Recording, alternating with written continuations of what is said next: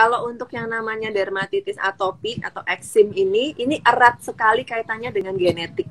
Apabila kedua orang tuanya ada riwayatnya nih, salah satu atau keduanya. Kalau cuma salah satu, biasanya lebih kecil resikonya daripada dua-duanya. Kambuh-kambuhan. Udah pernah dulu terjadi beberapa hari, udah sembuh, terus misalnya 2 bulan lagi muncul lagi. Terus kadang-kadang makin melebar. Gitu.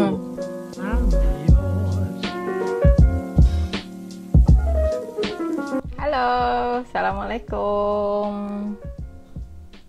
Kita hari ini aku mau gangguin, kita akan ngobrol sama Dr. Mita atau Dr. Listia Paramita SPKK. Akan ngobrolin tentang mengenal eksim atau eczema pada anak atau pada bayi dan bagaimana cara mengobati dan mencegahnya. Hai. Halo. Dr. Mita sehat? Sehat, alhamdulillah. Mudah-mudahan semua yang di sini teman-teman juga dalam keadaan sehat ya. Amin, amin, amin. Dokter Mita, kali ini kita akan ngomongin eczema pada bayi atau pada anak ya. Ya. Ngomong-ngomong lagi tadi soal eksim atau yang terjadi pada bayi. Kebanyakan itu karena alergi apa, dok? Faktornya? Faktor yang memicu ya. Jadi begini, kalau untuk yang namanya dermatitis atopik atau eksim ini erat sekali kaitannya dengan genetik. Gitu, erat sekali kaitannya dengan genetik. Jadi kalau dari segi ilmu kesehatan kulit gitu ya, itu kita sebut dermatitis atopik itu faktor yang faktor yang memicu gitu. Faktor yang memicu itu ada dua. Jadi ada dua, satu faktor intrinsik, jadi faktor dari dalam tubuh sendiri. Kedua adalah faktor ekstrinsik gitu. Yang pertama kita bahas dulu faktor yang dari dalam ya, faktor intrinsik tadi. Faktor intrinsik itu adalah yang paling dominan itu genetik. Jadi gennya, bawaan genetiknya itu bagaimana. Ada seseorang yang secara genetik lebih susceptible munculnya dermatitis atopik apabila kedua orang tuanya ada riwayatnya nih.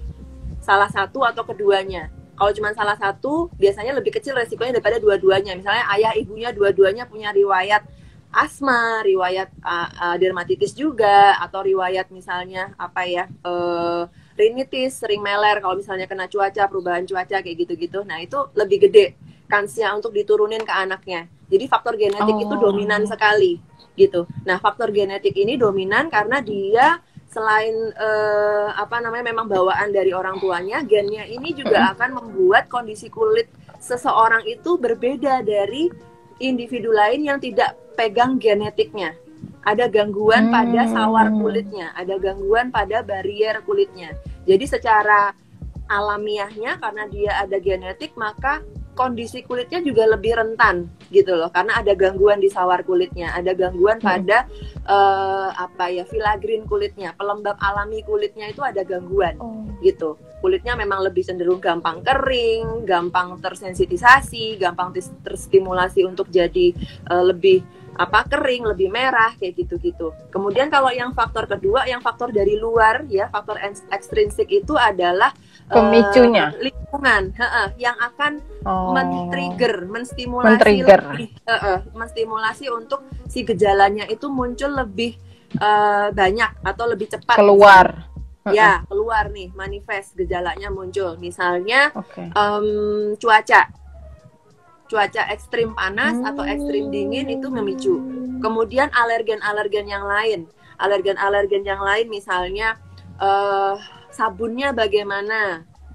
Terus kemudian kalau pada bayi-bayi misalnya skincare yang digunakan apakah memicu atau enggak, apakah terlalu keras atau enggak, apakah membuat kulitnya kering apa enggak, kayak gitu. Itu juga berpengaruh gitu. Ada beberapa tanda-tanda yang harus diwaspadai lah, gampangnya kayak gitu. Misalnya kemerahannya itu terjadi simetris kanan dan kiri gitu. Kanan dan kiri. Kemudian terjadinya kambuh-kambuhan. Udah pernah dulu terjadi beberapa hari, udah sembuh, terus misalnya 2 bulan lagi muncul lagi. Terus kadang-kadang makin melebar gitu. Tadinya cuman diameter 1 cm misalnya, lama-kelamaan makin lebar, makin lebar, makin lebar. Kemudian ada bagian area-area yang tampak lebih kering, terus kayak ngelupas gitu, gelodok kalau orang gelodoki, kalau orang Jawa bilang, orang Jogja bilang gelodoki. Ngelopek gitu ya? Ya, dan bagian yang ngelopek-ngelopek kayak gitu. Nah, itu sebaiknya emang dibawa ke dokter gitu. Cara merawatnya di rumah itu seperti apa? Nomor 1 adalah yang digunakan oleh si anak, yang digunakan oleh si bayi, skincare-nya, sabunnya, dan pelembabnya itu yang kita edukasi dulu. Sabun, 1, tidak boleh pakai sabun yang keras. Jadi nggak boleh nih anak-anak yang eksim ini dikasih sabun untuk dewasa misalnya gitu, yang ada antiseptiknya, itu nggak boleh. Atau air mandinya dicampur sama cairan antiseptik misalnya, itu nggak boleh. Karena itu akan justru malah membuat kulit si anak eksim ini makin kering. Ketika kulitnya makin kering, maka resiko kekambuhannya sangat tinggi, gitu. Makanya mandinya biasanya disarankan untuk pakai sabun yang pelembabnya tinggi, misalnya gitu. Paling gampang ya dicari ya sabun bayi aja, udah. Kemudian yang ketiga adalah penggunaan pelembab. Nah, ini penting banget. Karena anak eksim itu gangguannya adalah pada sawar kulitnya yang terganggu. Gampangnya pelembab alami kulitnya itu lebih sedikit gitu loh, dibanding kalau kulit anak yang tidak eksim. Makanya pelembab ini penting banget. Harus pakai pelembab. Harus pakai pelembab setiap hari. Minimal setelah mandi. Jadi minimal 2 kali, pagi dan sore habis mandi. Kemudian cara memakai pelembabnya itu juga perlu diperhatikan oleh orang tua anak-anak dengan eksim. Memakai pelembabnya itu segera setelah mandi. Gitu. Jadi mandi kan? Mandi, plok-plok, mandi, keringin. Habis dikeringin, jangan pakai baju dulu, tapi pakai pelembab dulu. Nah, ini sering salah nih orang tua nih. Orang tua dengan anak-anak eksim ini sering salah nih. Mereka kadang-kadang mandi, anaknya mandi, kering, udah selesai mandi dikeringin, pakai baju dulu, main-main dulu anaknya, baru terus dikasih pelembab. Itu salah. Harus sesegera mungkin. Bahkan dari guidance untuk tata laksana dermatitis atopik atau eksim ini, pemakaian pelembabnya itu tidak lebih 3 menit setelah mandi harus udah dipasang. Kemudian juga kita sering pesenin kepada orang tua anak-anak dengan eksim, nggak usah pakai minyak-minyakan gitu. Minyak telon, minyak kayu putih, minyak apalagi ya, minyak-minyakan lah itu, atau bedak-bedak mendingan nggak usah dulu gitu. Kenapa? Karena kita menghindari tadi faktor-faktor dari luar yang bisa justru memperparah eksimnya.